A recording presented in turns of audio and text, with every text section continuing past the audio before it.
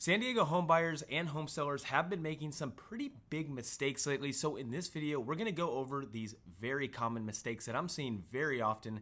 So hopefully you can avoid these. Here we go.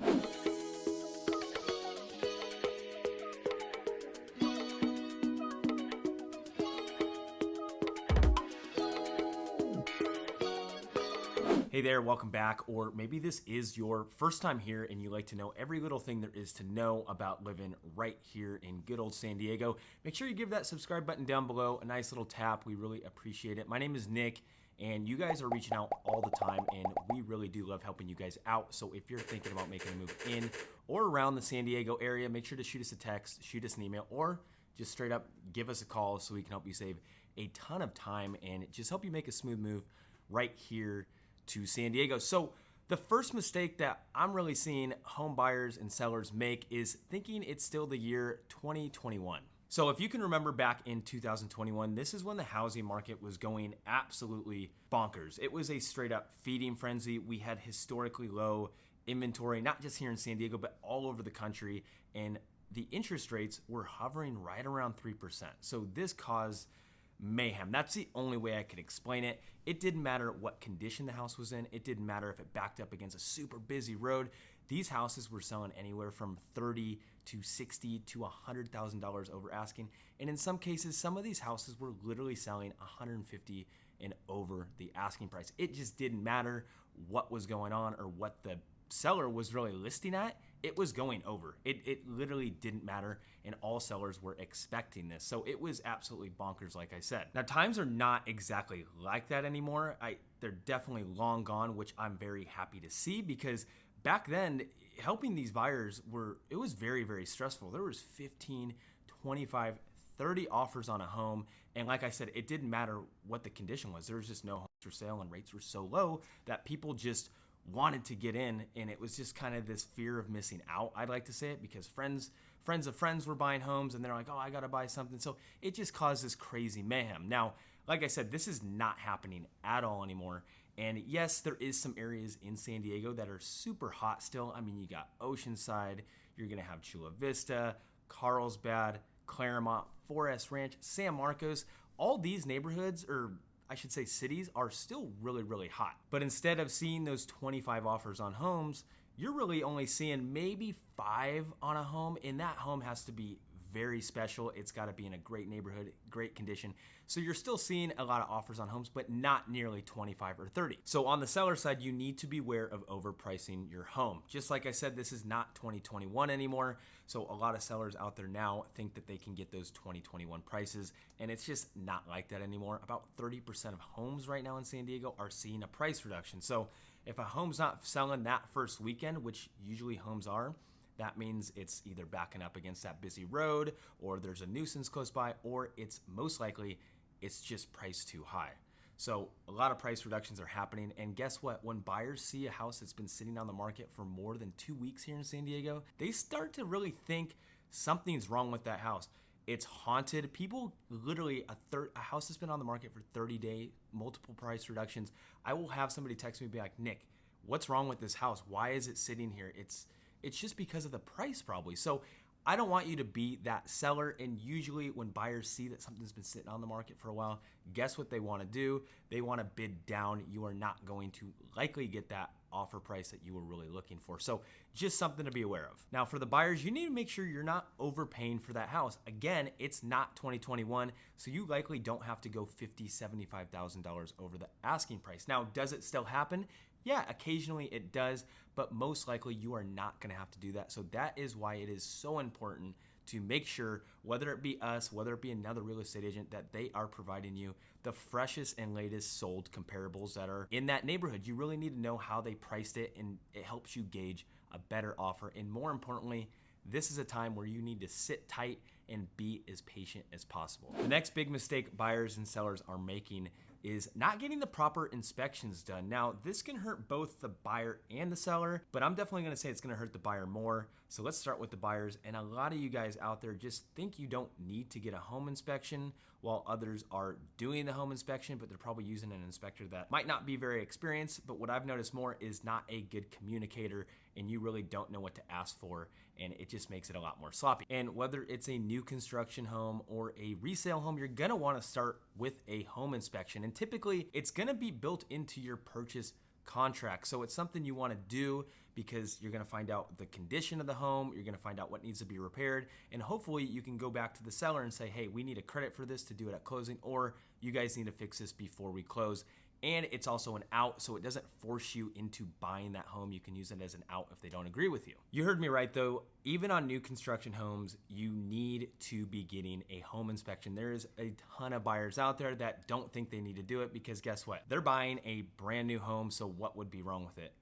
This is not the case, and you especially need to be doing them on new construction because a lot of these builders, guess what? They have deadlines to meet, and these project managers and these construction people just scurry through stuff and they don't put these homes together as well as they should. So you need to be doing the inspection so you can go back to the builders and say, hey, all this came up on the inspection. Can you please fix this? And especially on a resale home, a home inspection, it should be a non-negotiable for you. You need to be doing that. And usually just your regular home inspection can typically run right in the ballpark of about $500. And I can't even think of a time where I've been at an inspection and an issue didn't come up. Most of the time they are very, very minor, but when the major things do come up, you definitely want to know the current condition of the home and hopefully try to get the sellers to take care of those items on their dime. As for sellers, it's pretty much the same. Most think, hey, I don't need to do an inspection. That's on the buyer. They'll pay for it. They'll do it. I don't agree with that at all. This is actually how I kind of think of it is why would you want to be blindsided whether there's issues that are big or small that come up while you're in contract? Think about it. This is a time where you went through all the work to get a buyer. They're finally in contract. They like the house. You think you're sold. But guess what? They go do the inspections. Now all these issues are coming up. They want a credit for this. They want this corrected before close. It can turn into a mess, and sometimes that stuff can add up $20,000, $30,000, $40,000. And now that puts a big damper on your parade when you're going to buy your next property or move on to your next chapter. So why would you want to be blindsided? Get ahead of it. Do the home inspection before it's a few $100, and now you can see exactly what's going on. You can either fix the items or you can maybe not fix them and just plan to sell it as is and just price more accordingly. And my favorite part is you have something to give to the buyers before they even accept the contract. You can say, hey, here's a home inspection. We're not expecting to pay for any of this.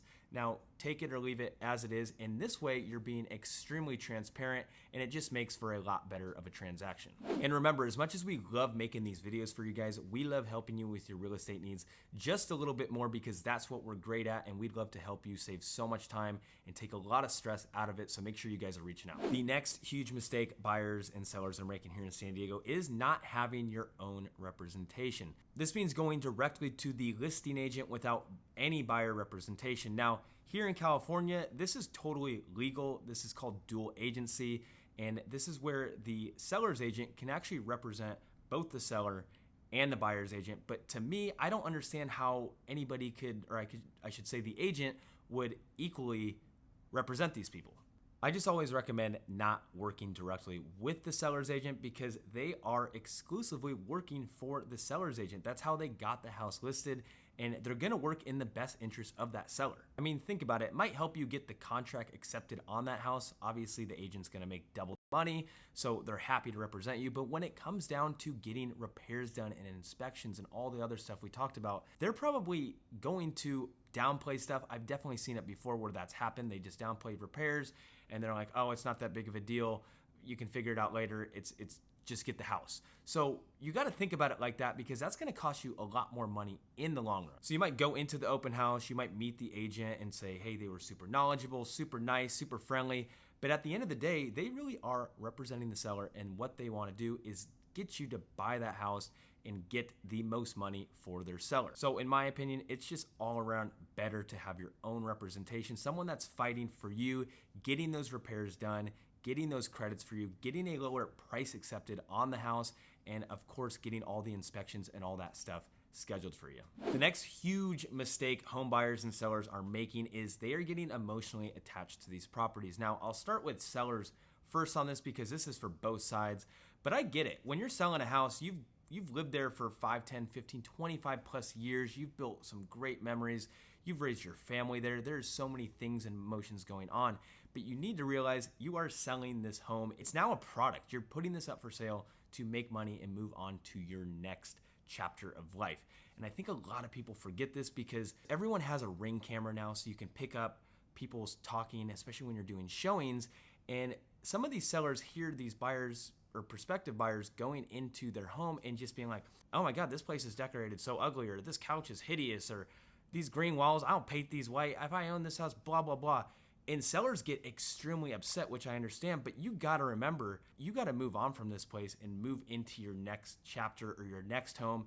And just remember, they're gonna pay for it, and hopefully they're paying top dollar so you can move on. So you need to push that emotion aside and not kind of get your feelings hurt over it. And when it comes to buyers, definitely make sure you're not saying that stuff if you see a Ring camera around. But besides that, it's pretty similar in the aspect where you do not want to get emotionally attached to these homes. You might show up to the house, there is 5 people waiting outside to go see the same house, and you just get this like FOMO, this fear of missing out, and you need to have that home and this and that. That's darn well how you overpay for a house, and you might regret it and have something called buyer's remorse. So we want to make sure that doesn't happen. So again, you need to be patient. You need to kind of get unemotionally attached to the home. You can kind of dream your future once you're in contract, but especially before you even put that offer, you have to not be too attached to it, because it could end up just giving you fatigue and getting very sad over one house. You got to move on, especially here in San Diego. It could take you 2, 3, 4 houses maybe to get an offer accepted. So you need to sit tight and be patient. So if you are thinking about making a move to the San Diego area, we would love to be your real estate team of choice. All of our information to contact us is just right down there below. We look forward to hearing from you, and make sure you check out a couple of these videos right here that we really think you're gonna like. Thanks for watching.